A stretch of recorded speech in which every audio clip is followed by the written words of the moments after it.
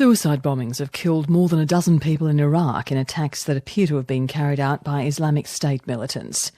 The attacks come as Iraqi forces, backed by the US-led coalition, slowly gain the upper hand against IS in the northern city of Mosul, as Ann Barker reports. Every year, thousands of Shiite Muslims make the pilgrimage to Karbala in Iraq's Shiite heartland to commemorate the 7th century death of Imam Hussein, Prophet Muhammad's grandson and an iconic Shiite martyr.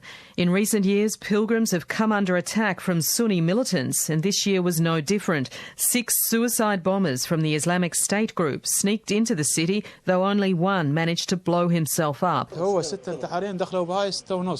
They came at 6:30 in the morning to start to kill people, says this villager, Abbas Farhan. Then the police, Iraqi military and intelligence came, and when he saw he was surrounded, he blew himself up. In a separate attack, 8 people were killed in a suicide bombing at Fallujah, the first attack of its kind since that city was recaptured from IS earlier this year.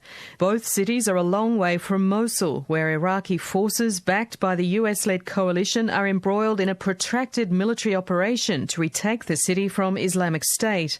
But the attacks show that even as Iraqi and US-led forces liberate Mosul and other IS strongholds, the jihadist group is determined to show it's still a force in Iraq and Syria. In recent days, Iraqi soldiers have recaptured the town of Nimrud outside Mosul and the ruins of a 3,000-year-old Assyrian city that was bulldozed by IS when it seized the area 2 years ago. Nimrud was once the capital of an ancient empire that stretched from Egypt and Turkey to Iraq and Iran. But along with pre-Islamic religious sites like Palmyra in Syria, it was looted and almost destroyed. Iraqi army officers have told local television that IS militants were driven out of Nimrud's old city.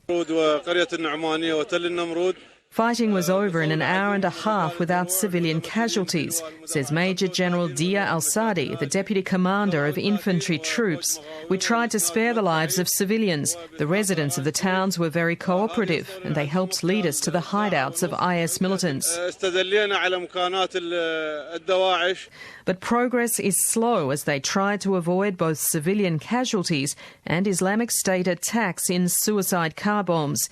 Nearly 50,000 people have been forced out of their homes since the fighting began. Most are now living in refugee camps.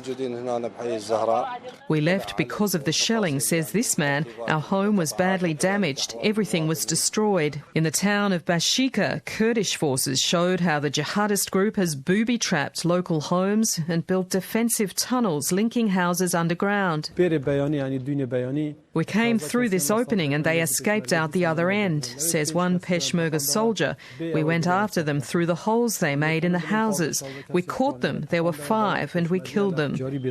In many towns outside Mosul, residents are returning and civilian life is already creeping back after 2.5 years of Islamic State rule. Ann Barker reporting.